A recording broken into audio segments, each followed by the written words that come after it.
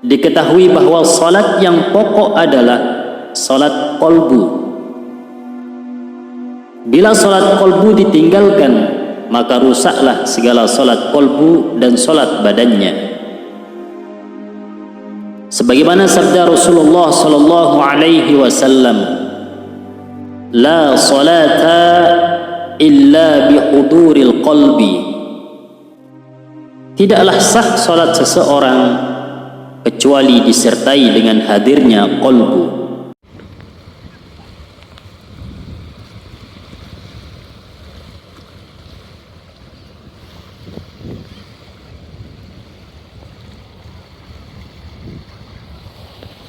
Assalamualaikum warahmatullahi wabarakatuh.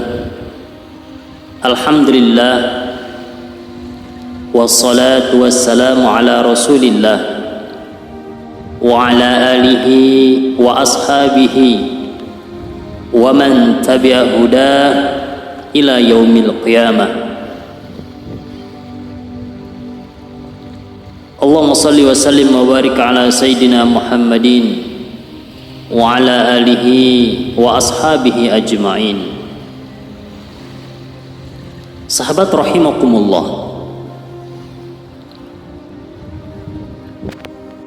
puji syukur kehadirat Allah subhanahu wa ta'ala yang telah memberikan kita berbagai macam nikmatnya, sehingga alhamdulillah sampai pada waktu ini kita masih diberikan kesehatan, umur yang panjang, serta kesempatan dan waktu luang untuk menyimak nasihat-nasihat kebaikan, menyimak ilmu dan hikmah daripada para ulama-ulama terdahulu, yang dengan harapan semoga dengan ilmu para ulama tersebut kita bisa menjadi hamba yang lebih dekat kepada Allah subhanahu wa ta'ala, lebih taat kepada Allah subhanahu wa ta'ala, dan lebih dicintai oleh Allah subhanahu wa ta'ala. Amin, amin, ya rabbal alamin. Sahabat rahimakumullah, pada kesempatan ini kita akan sama-sama menyimak salah satu pasal yang ada di dalam kitab Sirul Asrar karangan Sultanul Aulia Al-Syekh Abdul Qadir Al-Jilani fi bayani salat syariah wa tariqah, yaitu tentang salat syariat dan salat tarikat. فأما صلاة الشريعة فقد علمت بقوله تعالى حافظوا على الصلوات والصلاة الوسطى. Adapun salat syariat diketahui kewajibannya dari firman Allah subhanahu wa ta'ala, hafizu ala salawati was salatil wusta. Hendaklah kamu menjaga solat-solatmu dan solat wusta. Quran surah Al-Baqarah ayat 238. Solat syariat adalah rukun-rukun yang dikerjakan dengan anggota tubuh lahiriah melalui gerakan fisik seperti berdiri, bacaan, ruku, sujud, duduk, suara dan lafal. Ini sesuai dengan ungkapan yang utama adalah dengan menggabungkan, yakni menafsirkan firman Allah subhanahu wa ta'ala, hafidhu ala sholawati, hendaklah kamu menjaga solat-solatmu. Adapun solat tarikat adalah solat qalbu. Solat ini selamanya tak kenal waktu. Ia diketahui dasarnya dari ayat di atas dalam kalimat salat al-wusta. Maksud dari salat al-wusta adalah salat qalbu, karena qalbu diciptakan berada di tengah badan, di antara kanan dan kiri, antara atas dan bawah, yang berada antara bahagia dan menderita. Kama qala Rasulullah sallallahu alaihi wasallam, inna quluba bani Adam baina usbu'ain min asabi'ir rahman yuqallibuha kaifa yasha. Sebagaimana ditegaskan dalam sabda Rasulullah sallallahu alaihi wasallam, sesungguhnya kolbu manusia ada di antara dua jari-jari Ar-Rahman. Allah membolak-balikkan sekehendaknya. Maksud dari dua jari ialah dua sifat Al-Qahhar dan Al-Latif. Dari ayat dan hadis di atas diketahui bahwa salat yang pokok adalah salat qalbu. Bila salat qalbu ditinggalkan, maka rusaklah segala salat qalbu dan salat badannya. Sebagaimana sabda Rasulullah sallallahu alaihi wasallam, la salata illa bi huduril qalbi. Tidaklah sah salat seseorang kecuali disertai dengan hadirnya qalbu.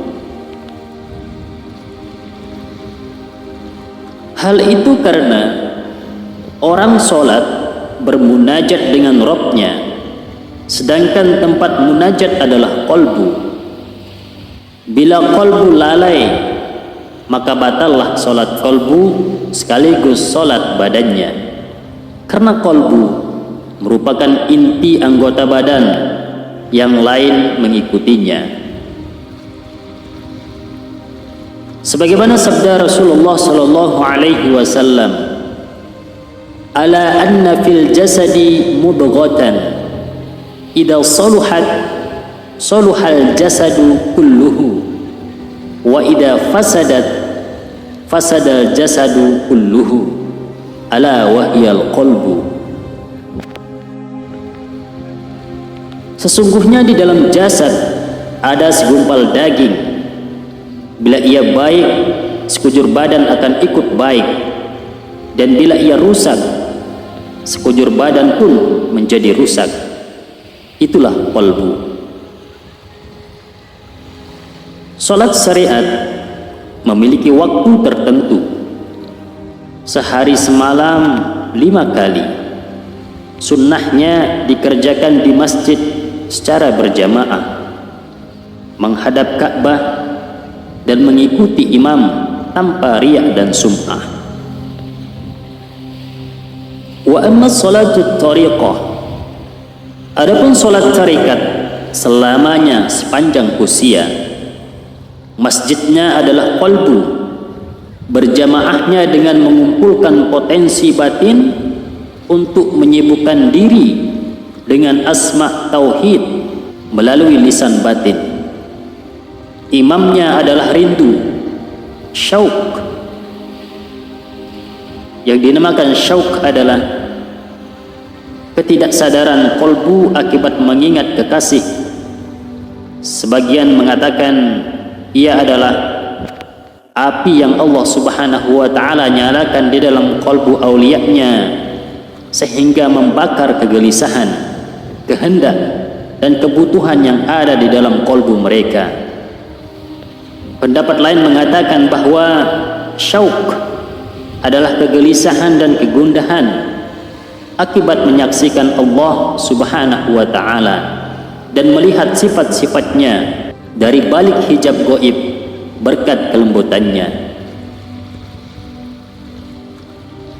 Imamnya adalah rindu atau syauk di dalam Quran.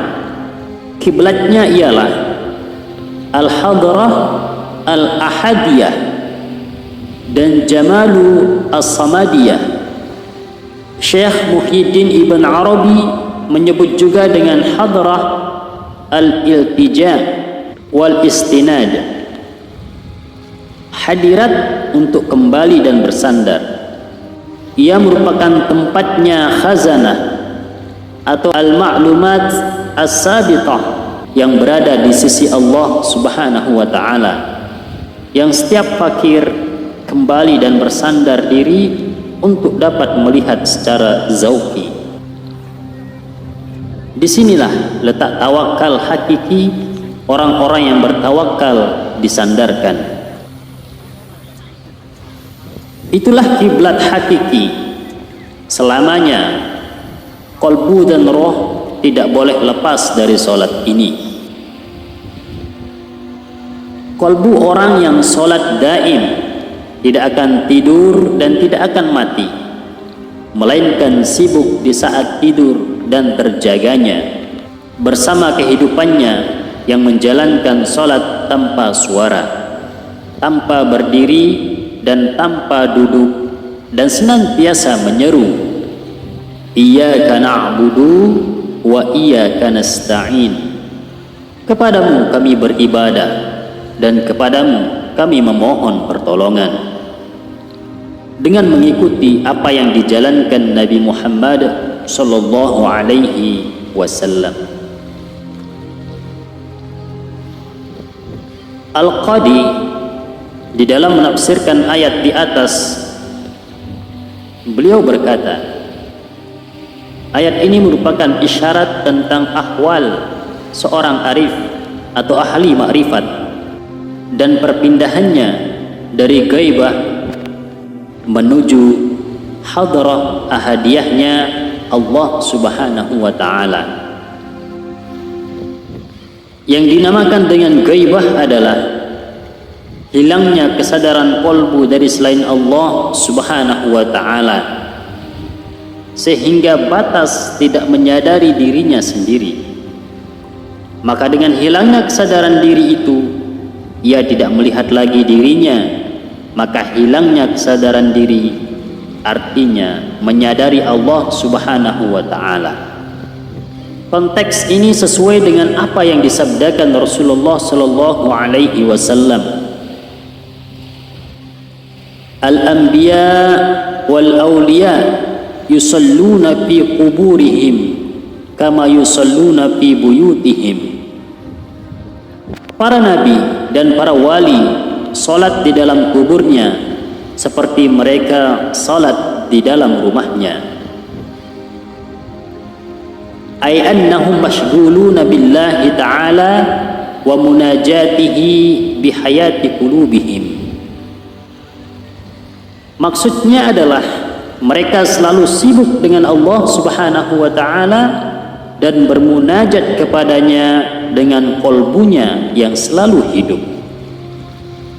Sahabat rahimakumullah wa hafizakumullah,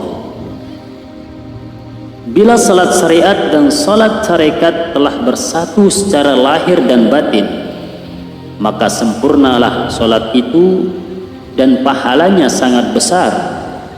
Dengan ruhaninya mendapat pahala al-qurbah dan dengan jasmaninya mendapat pahala darajah atau surga. Maka orang yang sholatnya seperti ini, secara lahiriah ia ahli ibadah dan secara batin ia ahli ma'rifat. Dan bila salat tarekat tak terwujud dengan qalbu yang hidup, maka ia dinilai kurang dan pahalanya hanya pahala derajat atau syurga, tidak mendapatkan pahala al-qurbah atau melihat Allah Subhanahu wa ta'ala di syurga nanti.